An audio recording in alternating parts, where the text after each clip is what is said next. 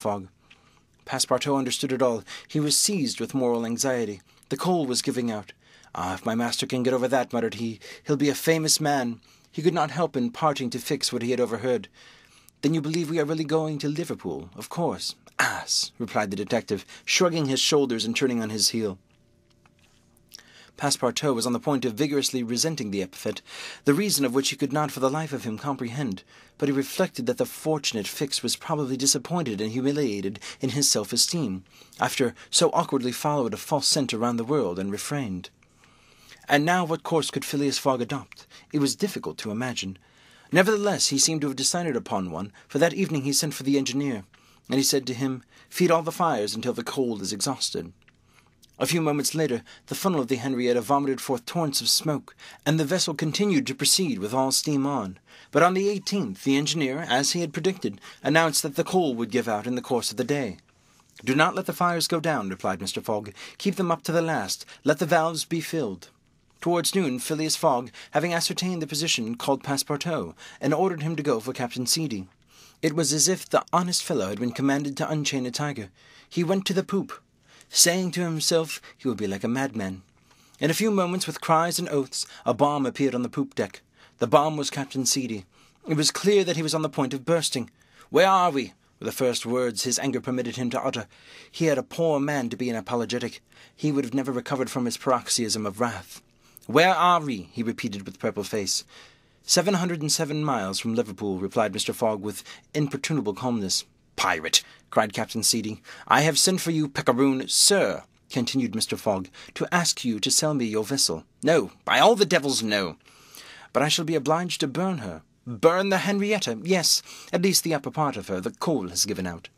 "Burn my vessel?" cried Captain Seedy, who could scarcely pronounce the words. "A vessel worth $50,000? "Here are 60,000, replied Phileas Fogg, handing the captain a roll of bank bills. This had a prodigious effect on Andrew Speedy. An American can scarcely remain unmoved at the sight of $60,000.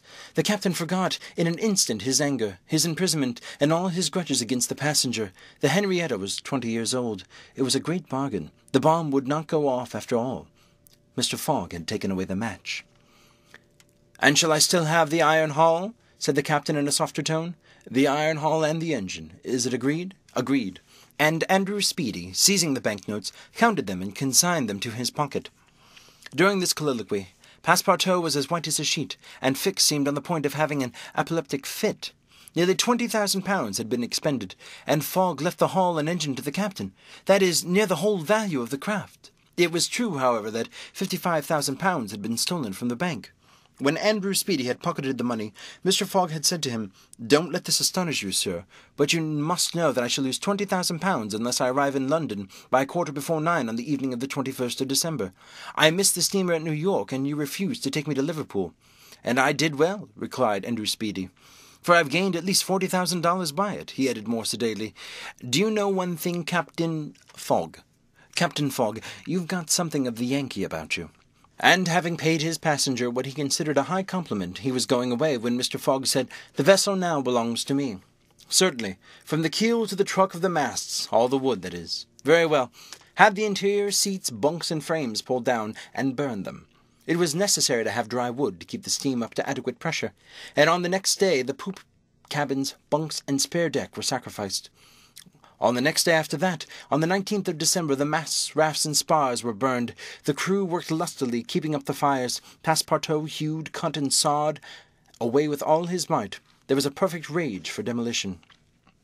The railings, fittings, the greater part of the deck, and the top sides disappeared on the 20th, and the Henrietta was now only a flat hulk. But on this day they sighted the Irish coast, and Fastnet Light. By 10 in the evening they were passing Queenstown.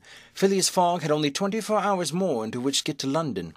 That length of time was necessary to reach Liverpool, with all steam on, and the steam was about to give out altogether. "Sir," said Captain Speedy, who was now deeply interested in Mr. Fogg's project, "I really commiserate you. Everything is against you. We are only opposite Queenstown." "Ah," said Mr. Fogg, "is that place where we might see the lights Queenstown?" "Yes." "Can we enter the harbour?" "Not under 3 hours, only at high tide." "Stay," replied Mr. Fogg calmly, without betraying his features that by a supreme inspiration he was about to attempt once more to conquer ill fortune. "Queenstown is the Irish port at which the transatlantic steamers stop to put off the mails.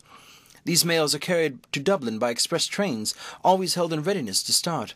From Dublin they are sent to Liverpool by the most rapid boats, and thus gain 12 hours on the Atlantic steamers. Phileas Fogg counted on gaining 12 hours in the same way.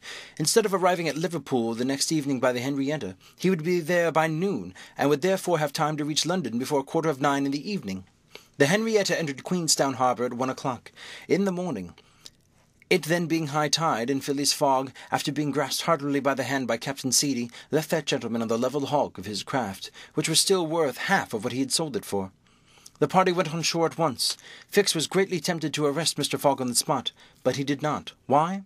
What struggle was going on within him? Had he changed his mind about this man? Did he understand that he had made a grave mistake? He did not, however, abandon Mr. Fogg. They all got upon the train, which was just ready to start. At 1:30, at dawn of day, they were in Dublin, and they lost no time in embarking on a steamer, which, disdaining to rise upon the waves, invariably cut through them. Phileas Fogg at last disembarked on the Liverpool quay at 20 minutes before 12, 21st December. He was only 6 hours distant from London. But at this moment Fix came up and put his hand on Mr. Fogg's shoulder, and showing his warrant said, "You really are Phileas Fogg?" "I am.